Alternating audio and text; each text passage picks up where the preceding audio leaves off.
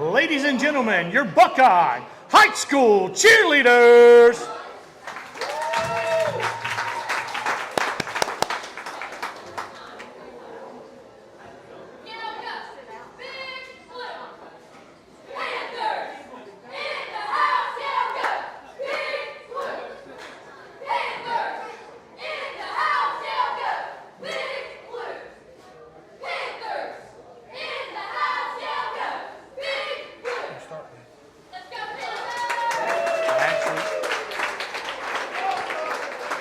Ladies and gentlemen, give them a big round of applause. That's the Buckeye High School cheerleaders.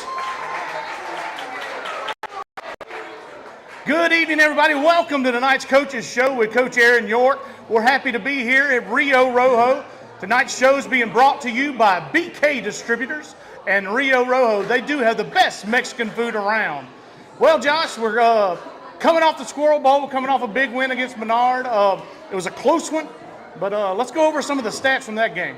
Yeah, it was a real close one there. Anytime you beat Menard, it's a good night at Buckeyes. So we know Coach Aaron York's happy about that one. Looked like they did a little segment there on the KLB for him, talking about the Squirrel Bowl and all that. Let's go into, let's start with the offense because I'm going to have to read this defense off my phone. So we'll let you start with the offense here. Well, the Buckeye rushing, Buckeye had 117 yards on the ground. They had a bunch of ball carriers. Jim Burlew led the way there with 47 yards. They really opened up the passing game with the rush this week. Yeah, you noticed they were really keying on the backs there a lot, so it really opened up Caden Grimmett to be able to throw the ball down the field, and he did a fantastic job of it because I think he threw over 200 yards. Yes. So. And then he also called his number a couple times there. He rushed the ball 8 times for 38 yards with a touchdown. And then look, Colt Virtue come in with that big package that we were talking about. We were having some trouble getting going early there on offense. And Colt Virtue come in, and he was also 8 for 28 with 2 touchdowns on the ground out of that big package. And it was a great game. Listen, our defense come out and played magnificent. And they gave our offense enough time to come around. And when our defense held them long enough, Cade Grimmett started throwing the football. Yeah, Cade had this little clock. If you was watching the game, Cade Grimmett had this little clock in his mind, and he realized, okay, now we got to start playing some offense. And look, once you had Hayden Boone step up, you had Warden step up, you had Warner step up. I mean, it was some big-time guys that stepped up to get that offense going. And listen, not only did he throw for 204 yards, he threw to 5 different receivers on the night. Leading the receivers was Fitzpatrick. He had 5 receptions for 72 yards. Hayden Boone had 5 receptions for 61 yards and a touchdown. Gage Warner had 2 receptions for 42 yards. Bryce Worthen had 3 receptions for 22 yards and 1 big one there at the end. Yeah, look, and that's what I say. That's one thing that we've been saying about Grimmett all year. He does well on his checkdowns, and when the defensive backs key on one receiver, whether it be Hayden Boone or Warden being there on the outside, once they key on, he does a good job of following to where he needs to go next. He did a fantastic job of that. He did, and like we say, we had a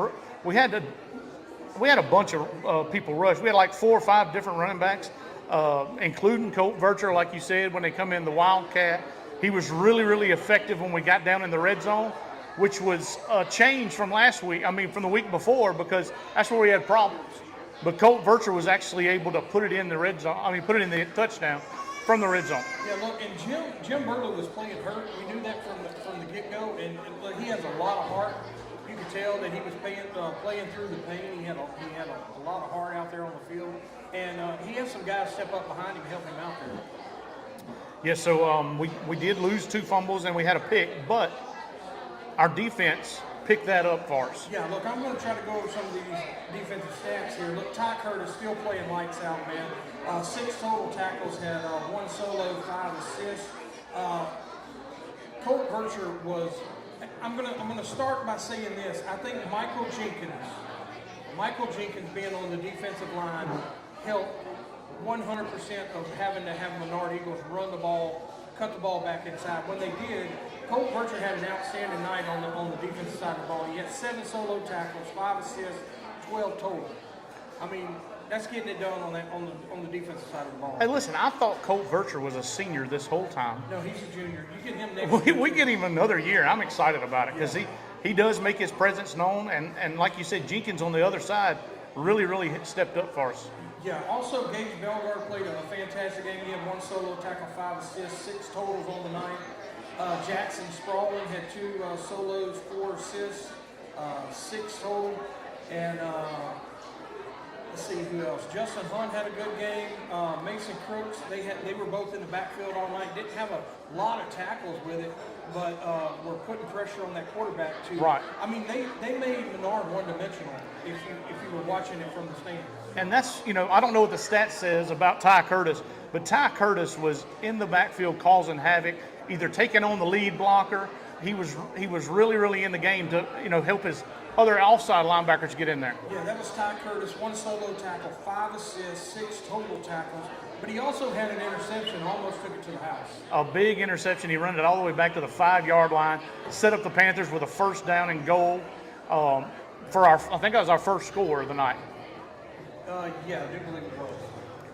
Well, listen, the Squirrel Bowl is always big. The Squirrel Bowl is huge around here. This was Coach's first Squirrel Bowl. We're going to talk to him a little bit more about it. But when Menard comes into town, it's always a big game. It's always a rivalry game. And last week did not disappoint. No, look, last week, like you said, we knew it was going to be a big-time game due to the fact that it was the Squirrel Bowl. There's a lot of things going on. I'm really excited about this week as well because now you have homecoming. And always homecoming's a big-time game. You got a lot of people out here tonight. You got the festivities going on tomorrow. So it's going to be another big week this week. But look, the Panthers has got to get what they want to get in now because I'm telling you now, we're about to hit the hard road of the schedule. We're going to play some football. Yes, we are. This is, I think, the final game before district starts. So this is going to be really big. We need to get out there and get, we got to get Vidalia off to a good start because we can't let them hang around. Yeah, and like I said, this district that we're in, it's a very tough district right now. You got Marksville, Grant, or you got Marksville, Bunkie, Gina. I mean, that's 3 good teams right there that you're going to have to beat. That's exactly right. Listen, so we're going to be homecoming week. Now we had to go on the road against a couple teams for their homecoming weeks, and we know it's a tough environment. Yeah, so it's going to be tough for Vidalia coming into Panther Stadium. This is the 3rd homecoming Buckeyes going to play in. The first of their own. Yeah. But this is the 3rd one they're going to play in. So. And then you put the Squirrel Bowl in between all them. That's 4 big time games with a bunch of people. Yeah. So, hey, listen, the Squirrel Bowl was great, and let's talk about our man behind the center. He had 204 yards passing to 5 different receivers. Yeah, like I said, he does well with his check down, man. And when they key on those 2 receivers, no matter what play they have, he does a fantastic job of checking it down and finding the open guy. 90% of the time, Worthing and Boone can find a way. If you give Caden Grimmett a little bit of time to throw, he's going to find the open man. He can find the open guy. He proves that with 5 different receivers. And can get him the ball when he finds him. Yeah. So listen, like we said, 204 passing yards. He had 38 rushing yards. He had a TD in the air and a TD on the ground. The TD on the ground is one that drove the nail at the end of the game. Yeah, that was the one that you had to have, put the game away. I mean, 33 seconds left on the clock. Right. So, I mean, he did a fantastic job. He did. And listen, he will be tonight's 446 Sports BK Distributors player of the game for the Squirrel Bowl is Caden Grimmett. Everybody give him a big round of applause. Caden Grimmett. Come on up here, Caden.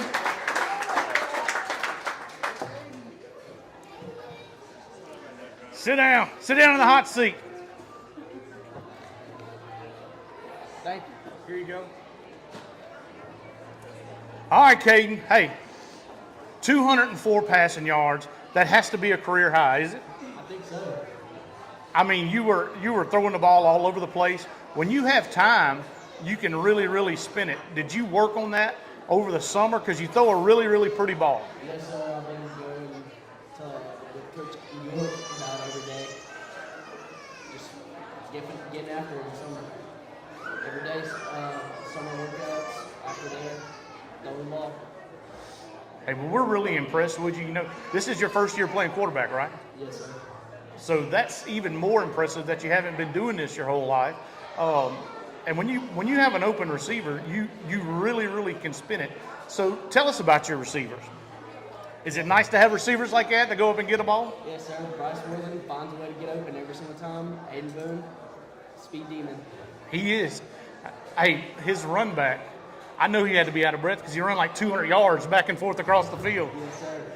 That was fun to watch. I mean, we had a couple of penalties that called it back, but hey man, this was an unbelievable night. So how was you able to find your receivers? Were they playing a zone? Were they in man, slacked off? What? They were playing deep zone. They were just sitting back there, so we could hit easy checkdowns all night. And that's what Josh talked about. I was talking up in the booth, Cade, and noticed they respected the speed of them a little bit, so they gave them about 10 to 12 yards off the ball. And they're good enough receivers where when they cut that out route, if you had enough time, you could hit them all night. Yeah, one-on-ones. Yeah. Hurts. Yeah. And you had smart enough receivers not to run into the coverage, to sit down in it. Yeah. Well, it was really fun game to watch. Hey, when you get a win against Menard, it's always a great thing. Yes, sir. It's always good to win the Squirrel Bowl. Hey, you have a special one because yours is going to have squirrels on it. You can hang that one up in your room. Player of the week. Everybody give a big round of applause for Buckeye High School's quarterback, Cade Grimmett. Thank you, buddy. And remember, that plaque there is brought to you none other than BK Distributors. BK Distributors, Scott Maybu. He is the man. All right. Talking about the man, speaking of the man, we're going to talk about the man of the hour. It's time to get our Buckeye High School head coach up here. Everybody with a big round of applause. I want to hear this place get rowdy. For our head coach, Aaron York.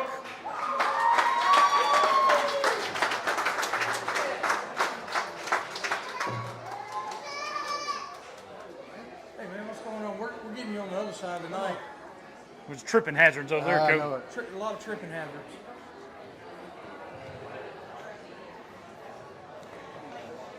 How we doing, guys? Good, coach, good. Got it? Got it on now? Got it. Hey, this was going to be funner than last time. More funner, absolutely. Absolutely. We're coming off a big win. That's always good. That's, it's always good when you win the Squirrel Bowl. It's always good to beat Menard. So we're going to go into our first segment before we start talking about a lot of football, but Okay.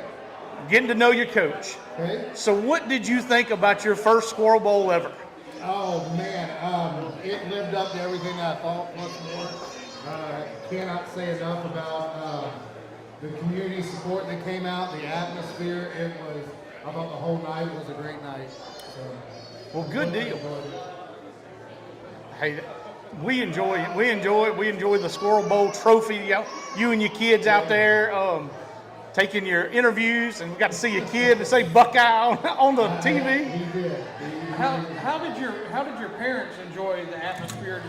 Did they see where it was a little bit different than Florida, but did they enjoy it? Yeah, no, I'm gonna tell you that atmosphere this past week was, you're not gonna find a whole lot better around the country. My parents have been to a lot of football games, but I know that after talking with them that weekend and still this week, that was the highlight for them, and they were impressed, especially coming from a coach of 38 years. I mean, he's seen a lot of games, and that's right up there at the top.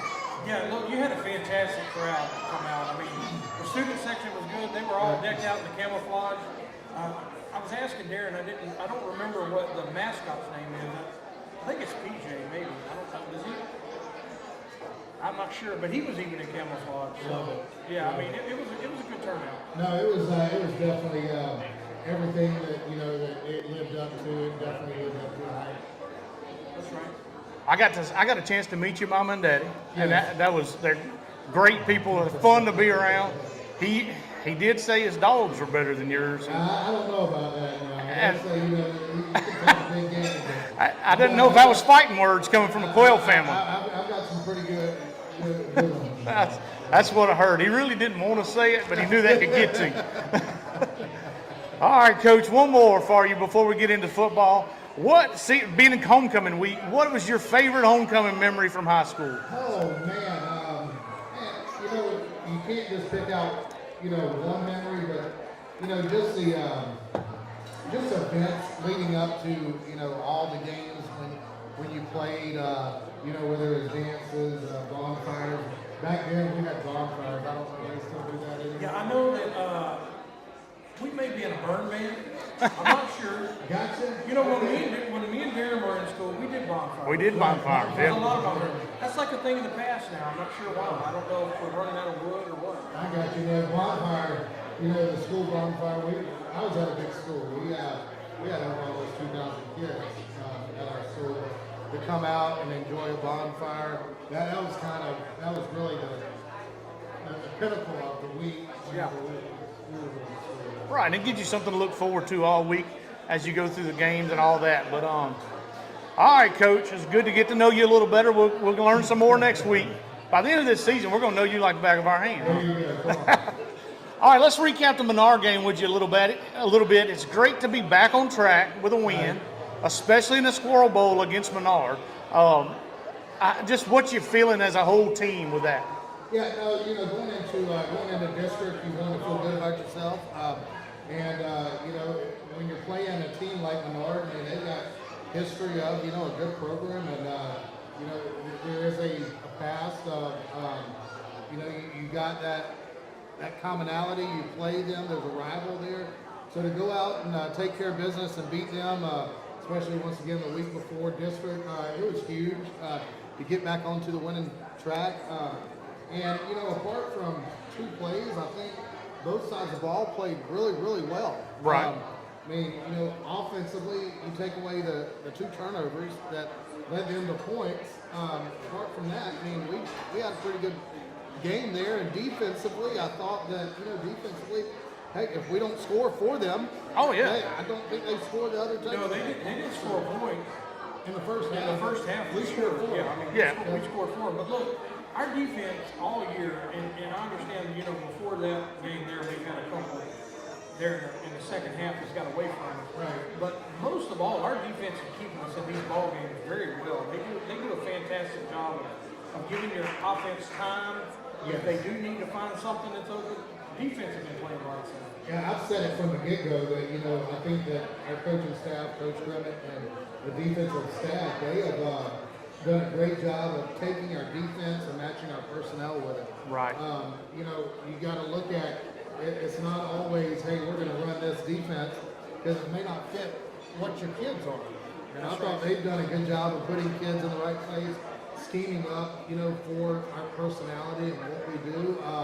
We've got a bunch of quick kids. We're not overly big. We're not overly strong, but we got kids that are physical and they play fast. So. And one thing I noticed there on the defensive line Thursday night at the Squirrel Bowl is once our defensive linemen were getting upfield, they started doing those football moves that we were talking about, keeping their eyes up, making the tackle in the backfield. Yeah, no, with their speed, they can disrupt it.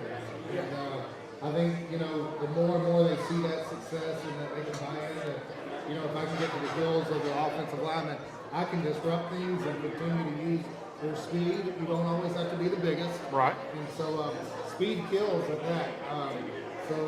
I think that, defensively, like I've said, I think they played well. Offensively, we haven't put them in good positions. And that's something that, as we progress through the season, the second half of the season, hopefully that we can clean up the turnovers and, put them in good spots. Yeah. Speaking of the offense, we just talked to Grimmett. He had a great game, 204 passing yards last week.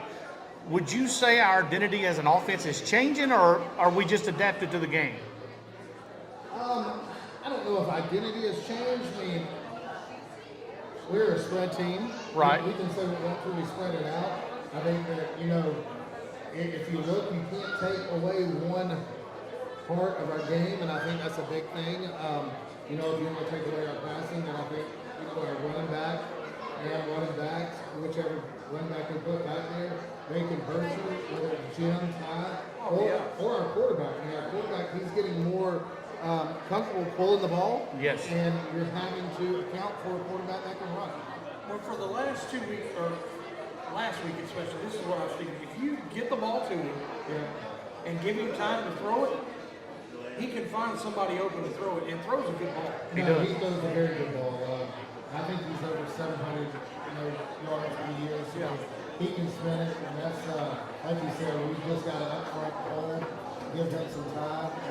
And he's got to feel comfortable. I mean, the more he feels comfortable in the pocket, Right. the better off he's going to get. And so if we can keep them protected, and we've got enough guys on the back end, our receiving core, I mean, I'll put them up against anybody. For sure. You can't just shut down one because there's another one that's going to Yeah, take whether, the place. whether our receivers come out of the backfield or our guys on the outside, every one of them has great exceptional. Yeah, they do, and we're doing things to move, whether it's Aiden around, whether it's, Bryce around, whoever it is, we're trying to, put both of those guys into different spots. You've seen Haley come out of the backfield, we put both of them to a trips look, we like to put Aiden to a single receiver look. So, I mean, there's different things that we want to put these guys in, different positions to help out and get them the ball. Yeah, so you have to be proud of the fight our boys showed in the fourth quarter, not slowing down, not giving up, and playing, 48 minutes football. Yeah, no, it's anytime that you can, play in a tight ball game and find ways to overcome adversity, you're very excited about that. You knew that you were going to get Laura's best shot, but, and I still don't think, up to this point, I think we played a great ball game, but I still don't think we played our best ball game No, of the year. I agree. And so that's the exciting thing, that if we can clean up the mistakes, keep working and getting better, then, when we do play our best ball game, it's going to be exciting to see. Yeah, when we shut down the turnovers and stuff, and our offense really clicks from the beginning to the end, it's gonna look really good. I'm excited about it. Yeah, no, I mean, this year, or not this year, but this week, we cut down on turnovers. It was just 2 big turnovers. Right. And so, our goal going into a ball game is 1 or less. That's our goal. Yeah. And so, we still got to cut down on those. Still got to get a clean snap. We're still getting snaps that, we're either slow getting back or high, and those are things that we're progressively working on, and, holding our players accountable in practice. So we've got to find that, and hopefully, the more reps that they get, the better off we are. But, once again, if we can clean those things up, I feel like, our best game is ahead of us, and that's what I'm excited and want to see. And And one of the things I want to ask, I know it was 14 to 14 at halftime, Right. but we didn't allow a point on the defensive side of the ball. Right. So I'm just trying to figure out, what was that conversation like in the locker room? The G-rated version is that We're down They 14 haven't- points and we ain't scored. they haven't scored, and we're the only ones out on that field that have scored. Yeah. Yeah. Now let's figure it out, get it together, and go out there and win a ball game. And so, that was the G-rated version of it. hey, but, I appreciate the G-rated version. Hey, but listen, the last 2 weeks prior to last week, we talked about coming out of halftime slow. Our guys didn't come out of halftime slow this week. They looked really good coming out of halftime. Yeah, no, it was good to sustain something on the other end, the back half of the game. Right. I love that at the end of the ball game we were able to drive the length of the field. Put together a big drive to win the ball game. I think that helps us as a program to, hey, no matter what position we're in, we still have a chance to come back and win, and those are things that we've got to build off of. I thought Caden did a great job of leading the offense to get down to the end of the field, and on the last play pulled it and ran it in a touchdown. He learned from a couple of weeks ago, instead of going in, holding the ball out, dropping it across the line, hey, Right. this time I'm going to take it with 2 hands and get the point. So, I mean, those are all things that we're learning from. And they're growing. You can tell they're growing. Right, and they're growing from it. So those are positives as a coach that you see. It's just those, just those things, the turnovers and, not connecting on snaps and the silly things, and whether it's a false start, a holding, those are the things that drive you crazy as a coach. Right, and they have been at really bad times when they happen. But, we talked about Caden. We talked about the offense really, in the second half really coming together and putting up some points that we really needed. But, that's the kind of stuff that gives your quarterback confidence. And we're talking about a guy that didn't play quarterback. Right. So he's in your system new. He's new to a quarterback. But that confidence the whole offense is building, you can see it through him. Yep. I constantly tell them, and I may not say this out loud, but I do. I constantly tell them, hey, being the quarterback, people are looking up to you. Right. And I tell them all the time that, hey, as you go, we go. And so, there's times in the ball game, you may want to react one way, but as a leader, I've got to act a certain way, another way. And so, it definitely controls the emotion of everybody. of everybody out there, not just him. It filters over to the offensive line, to that offensive huddle, and ultimately filters over to the sideline. So, and he's not the only one, but in that position, that's just something that you take on when you step into that position. That's right. That's part of the shoes you got to fill. That's it. And so I think that he is growing into that role of, hey, you know what? I've got to stay. Yes, I can get excited, but I still got to stay even keel. That when things don't go our way, then guess what? People are going to look up to me. They're going to follow my lead of how I react. And if I react in a certain way, then here's where we're going to go. If I go the other direction, here's where we're going to go. Yeah. So that's, we could sit here and talk about beating Menard for 2 days because it's fun. But we're going to move on to for our new game. Last week's score, we won 27-20 over Menard. Now, Vida's coming off a big win over Delhi, 55-40. They put up big points there. But it's homecoming week. It's always a lot going on, a lot of distractions everywhere. How do you keep the team focused in homecoming week? Well, one of the first things that we told the kids earlier this week that, all these extracurricular stuff, whether it's the parade, the dance, whatever it is, the Fairs in town. None of that matters if you don't take care of business. That's right. That's right. And I told the kids, 20 years ago, whenever I went through high school, and maybe y'all were the same way, maybe not, but our coaches could say, hey, y'all not going to get involved with X, Y, and Z events, throughout the week. That was back then. Nowadays, if you did that, you want your kids to go out. They need to learn how to be a kid. And so our thing was this week, and I told the kids, I said, look, you're learning my expectations. Here are my expectations.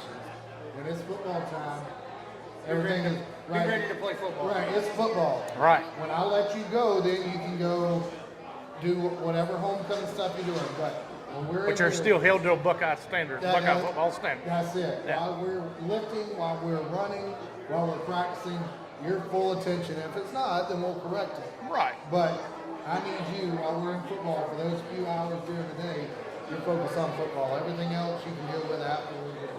Yeah, I think, like Coach Montiel, he used to coach there at Tioga.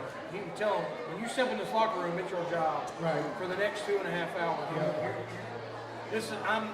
I'm the boss, and this is the job. After that, then we, be a kid. I like it. And I like, as a player, you respect the coach that'll let you go do that. Right. And if he respects you enough to go let you do that, then you should be respectful enough to Hopefully act get it right. back. That's right. Yeah, because like you said, if you were like it was 20 years ago, hard-nosed, you can't do this, Yeah. you would have nobody buy into it. Nobody buy into it. Because that's the society we live in. I agree with that. I completely 100%. And I thought the boys, they've done a good job this week. We've been at schools that, and hopefully they don't prove me wrong tonight, but the kids stay up all night and they're dragging through practice. They're out, whether it's rolling houses or whatever it is. Right. But I haven't seen that this week, which is a good thing. I feel like that we've gotten the most out of them this week at practice. I feel like they're ready to go into the first district week. Now tomorrow's going to be a long day. We've got a parade. We've got an outside pep rally. So those are all things that, we've got to take care of ourselves and rest when we can tomorrow. But, for the most part, I think, the school's done a great job. The leadership's done a great job. The admin as far as, with all the dress-up things and things that they've done. And, I can't ask much more of a great homecoming week as far as preparation for the kids. That's right. So what is y'all's how does y'all's schedule look? Pre-game schedule. What do you do with the team? Pre-game, it actually, you talk about a Friday. We actually start in the morning, and I guess in the morning we go through. We have our equipment checks during the class. We do a walkthrough. When we say a walkthrough, we go outside. Normally run through the first 10 scripted plays from offense that we're going to run for the night. We have a special teams count where we call out special teams. They stand up, line up. Defense, we get them, line them up, any adjustments we need to make. We do that during the class. They go to school, they come back, we get them after school. Normally, a normal routine, we bring them back outside after school, go through just a quicker version of what we did in the morning, just to make sure they're kind of tuned up, ready to go, and then we feed them 3 o'clock. It's kind of the standard time, feed them a pregame meal. Yeah. After a pregame meal, we bring them back, they get a nap. I like to give them an hour and a half nap just to get off their feet. They've been walking around all day. You want to kind of get that blood from their feet back down to the main part of their body, feel a little bit lighter off their feet. Right. And then normally we start getting dressed about 5:30, and then we tape around 5:30. 6 o'clock is normally when our first group goes out on the field. That's our quarterback centers, and then it just kind of rolls from there as far as our pregame warm up. Well, it's good to have structure like that, and it helps the guys because they know what to prepare for. Right, what to prepare for. Yeah, it was not like that 25 years ago. Not at all. Yeah, we didn't have that kind of stuff 25 years ago. As a coach, and it could be a downfall, but I'm very structured. I like things Oh no. to go, this is how we've done it, and that, once again, it could be a downfall, my hard-headedness, but, this is how we are. And when we go on the road, you like to make your schedule around that same timeline. So when we travel, whether it's an hour down the road, 2 hours down the road, you want to keep pregame meal at 3, these things that we're doing, and so forth. Right. Well, how do you feel that we match up against Deville as far as personnel-wise? Are they, let's go with numbers. Are they a big team, small team, or as far as numbers-wise? They're going to address about 40 kids. Yeah. So, they've got a good amount of kids. You look at them on film, they're athletic. Their offense, they've got a quarterback that can go. They got a receiver that can go. They got a running back that can go. Up front, they're very big. I think the thing that we got going for them is our speed up front. Now, we come off slow, they get their hands on us, then, we can be in trouble. But if we can use our speed up front, we're going to be fit. We've got to contain their athleticism. I think the biggest thing for tomorrow night, broken plays, busted plays, I think that's going to hurt. As far as, looking at scheme-wise and coaching-wise, I think our coaches have done a phenomenal job this week getting our kids prepared. Defensively, they run a 4-2-5. They like to man up, so we're going to be able to get, if we can hold up front, get our receivers, in space and one-on-ones, and hopefully we can get the matchup that we want. Yeah, and look, ideally you used to play Buckeye pretty hard back in the day. They've been in the district for a long time. Yeah. They finally come back into it, I guess. But it was a lot there neck and neck of keeping Buckeye from winning that district championship for several years. Matter of fact, everything was all the way down to like 97. Oh, yeah. Probably before we beat them for the first time. Winning the district championship. So, not to put any more pressure on you, but that's one of those things that now we're going to add to you got to beat Menard, Block, and down by Deville. So We're going to have to play tomorrow night. that's right. That's right. Well, and that's what we're going to do. So you talked about their quarterback. What other key players are we really trying to shut down tomorrow night? Do you know off the top of your head? Have we game planned around anybody special? Yeah, number 8, the wide receiver, he's a big one. We got to shut him down. Number 3, in the backfield, we got to shut him down. And number 2, the quarterback. Yeah. It's once again, they're very athletic, and that's the thing that we've got to beat athleticism. You got to play discipline and fundamental football. That's so right. We've got to make sure that we're in the right spot. We got to make sure if we're taking on a sweep, we're turning them in. Play up front football. That's right. And our DBs, they can't get caught looking at other things. They got to make sure that we're in the right spot and in the right coverage. Yeah, well, on a positive note, you had the Hurricane Week, short practice week. Yep. Then you had Squirrel Bowl, short practice week. You got homecoming, but you haven't had to have a full week of practice, so that's got to be a little bit, motivate a little bit. It was, you got your full week preparation, and you talk about structure. We structure the week same thing. We're very structured in what we do, how we do it throughout the week. And so it was good to get back onto what I call a normal schedule. Mondays are normally our install days, and Tuesday and Wednesdays are more of our full tilt, put on pads, get after it days, and then Thursdays you go back to a fast walkthrough. So we got back to our normal schedule. I know you like that. Yeah, You're very regimented. I don't being like on getting. task, I don't like getting off schedule. That's exactly right. But listen, I know you like to stay balanced in your offense. What do you think we could probably do about it? You think we can pass the ball, run the ball? What are we looking? And I think, like you said, we've got to be balanced. In a perfect world, I like to be 50-50, 40-60. Probably the offensive staff would say that I'm throwing a little bit more. Yeah. And, I'm going to lean towards that. I think if they match up one-on-one, I think we can pick them apart. I do know that your play calling is very good, but if we can get in those downs where we're not have to be so predictable, man, you can do a lot out of that. And the last couple of weeks has been kind of back behind the chain where you can't. I don't have a whole lot of 2nd and 20s and 3rd and 20s. I know, so I was saying, You don't have that bunch of page for that? Yeah, there's not a whole lot in the game plan that. Because we keep waiting on the short 3rd and 1. I'm still thinking that sometimes he's letting it go. But we get that holding, and the next thing you know, it's 2nd and 22. It's funny you should say that because it is. I mean, I'm just, I'll tell you a tendency, and then whoever can pull it up, whatever. If I can get into a 2nd and short, we're going to try to take a shot. Take shots, but I'm I telling haven't you, been there lately. that's so right. it's, For the last 2 weeks, it's been 2nd and 20s a lot. It brings your playbook down to a few pages at that point. It's only like a couple of plays on each page. Well, so we'll see. hey, I think this game is going to be determined if we can keep them turnovers down like we did last week. We more than cut them in half from the week before, so that's an improvement.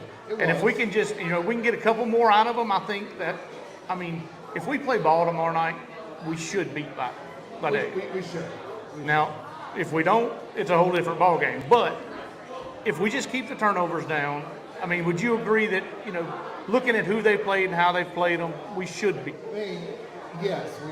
Every game you go into, you got to have the mindset, hey, we're winning this ball game. Right. I think offensively, we beat on it, but turnovers. Also, get inside. Our red zone is the 10-yard line. If we get inside the 10-yard line, that ought to be automatic that you scored. So I think those are things that we've got to, as an offense, get better at. That, hey, when we get inside the 10, okay, it's no doubt about it, we're scoring. Defensively, I think that, we created a turnover last week, which led to a score with the interception from Ty. But create more turnovers. Go in there. Let's create it. Let's get a script. Let's get the interception. Let's go ahead and run it back. And then one thing also that we have worked on this week, special teams. That was my next question. We've got one. It's great when you can put number 4 back and field a punt. Right. He's going to get that opportunity. When he fields a punt, though, we got to get heads in front and not get 18. I'll say it for you. You got to put somebody back there that you don't have to worry about catching the ball and go. Yep. And Hayden Booth's going to catch it. He's gonna get it and go. That's it. And you got to be able to block for him because like you said, man, I'm telling you that run the other night. Now I understand we had a little bit there to help him at the beginning, but some of those Only 7 flags. I quit counting. I did too. So we added up. There were 6 officials on the field. There were 6 flags. All of them through one. Every And a single half. one of them. And a half. So Yeah. we got 7 total. I would like to think being positive and trying to be positive as a coach, I would like to think that maybe our players knew that, hey, once the first one was thrown, it didn't matter. So Free for all. Right, free for all. I would like to think Well, that. I can guarantee But I don't think that was the case. You don't think that was the case? 50% of the flags come off the crack ball. Right. Because, I mean, it was. Well, when you reverse field like that, it's hard not to. It's hard not I mean, it's on a silver platter and it's right there. And it was side profile, but it was a great block. But again, this is 2024, you can't do that. So, you know. So when the game was getting, and I know this wasn't in our notes or anything, but when the game was getting down last week, and we did stick it in the end zone, was you thinking about kicking the field goal? When it got down to 4th and goal, if it would have been 4? Because we were talking about it up in the We were booth. betting it, yeah. we were talking back and forth Because we know Willis has a leg. He's got the leg. I had both in my pocket, I'm going to be honest. I had a 4th down play, and I had, if we needed to kick it, we would have kicked it. And it all depended on what happened on that 3rd down It play. really did. Well, Yeah. I will say, I was reading on some of the history of the Squirrel Bowl. Somehow I got on, it was in a yearbook or something, and I don't know if it was a game before that or something, but I think they may have won the first Squirrel Bowl. On a field goal? On a field goal from Chris I Garcia. do remember him kicking a field goal to win Garcia one. was maybe one of the ones that kicked the field goal. So I was like, he'll be in his first one here. He's going to have to make the decision where we're going to kick it or we're going to go for it. I had both in my pocket. I just. Well, I'll say this. Anytime you put the ball in Willis's hand to win a ball game, your chances are very good. That's exactly right. I mean, they're you know. So. I figured you had some type of. Was we 3rd from the 6? 6. Yeah. I figured if we picked up 3 or more, you was going. That's exactly what we Inside the 5. I would take Yeah. That's exactly what we said to do. Yeah. So we were going to test it out. I was like, well, if we throw it and it's incomplete, I bet he kicks it. I don't know. We talked about it up there, but so how does our lineup look for tomorrow night? Do we have any new additions to the injury report? Are any players out for other reasons or anything like I that? mean, last week, I think everybody that started last week, we got the same lineup going. We're still, down a few offensive linemen for various reasons. Wyatt, my left tackle, he's been out a couple of weeks. But we got Michael Jenkins back. Yeah, Michael Jenkins helped on the defensive line, getting those running backs to push inside. I mean, he played a big front, not letting anybody outside of him. Yeah. I thought that helped. So it was good to get him back. That gave us a shot in the arm defensively. Offensively, we're still down a couple of kids on the line just for various reasons. But, it's next man up, see what you got, and we're going to go with whoever performs. That's it. We saw, we've been really fortunate throughout the year not to have some big injuries, some season endings on most of them. But, when they come off, we're crossing our fingers because, we got a few going both ways. Right, we do. When those kids, they've got to go. Your Colt Birchers, Ty Curtis's, Hayden Boone's, those guys, they got to go both ways when we need it. Right. Yeah, that's athletes you need on the field at all times. That's right. Yeah. Yeah. But you can tell that they're in good condition because, you didn't see no drop down when they, in the 4th quarter. Yeah, no, I think by this time of the year, they should be in shape.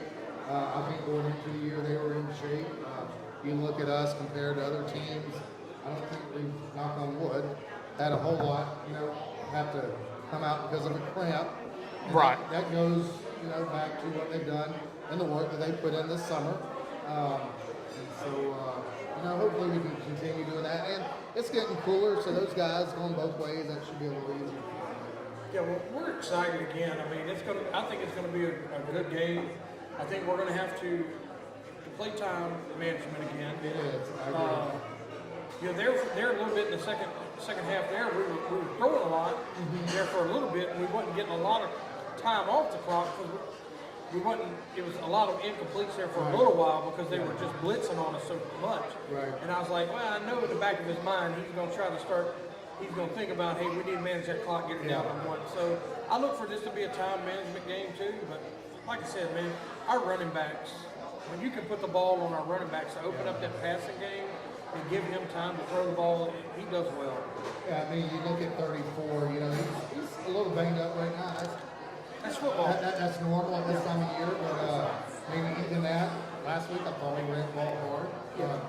Jim did. We're going to continue to lean on, but, people from last year, everybody I talked to, they still, worried, hey, got to stop 34, got to stop 34. Yeah, and They're keying on 34, Right. so guess what? you know what? Keep keying on him. We're gonna, We'll use him as a decoy. that's it. And look, and I'm telling you, man, that sucker's tough. He is. He's a You're bird. not keeping him out of the football game unless it's just something that, you know, he can't help. He gets mad at me during practice, and I love it. That when I pull him out for a play or two to get a shot of water, Right. catch your breath, coach. Keep getting better. Yeah. I'm not in there. Hey, Yeah, I mean, he's a tough Good. kid. You can respect that as a Right, coach no, when as a when he's coach, begging to love get it. in. Love that. That's right. Hey, but we think it's going to be a really good game. We're excited. We know if the Buckeye Panthers show up, play the way they can play, we should come out on the top of this one. But we're really excited, Coach. We're hope everybody comes out tomorrow night, Panther Stadium. We're going to be taking on Vidalia Vikings. Hey, listen, it's a homecoming game. We want every Panther alumni, if you're listening out there, to come to the game, support your Panthers. It's going to be really good. The stands are going to be big, just like last week. We should win this one against Vidalia if we just show up and play ball, keep the turnovers down. But we thank everybody for joining the broadcast tonight. Broadcast is brought to you by BK Distributors, 446 Sports, and always Rio Rojo here in the Coaches Show. We'll see y'all tomorrow night in Panther Stadium. Everybody make some noise for the Buckeye High School football team.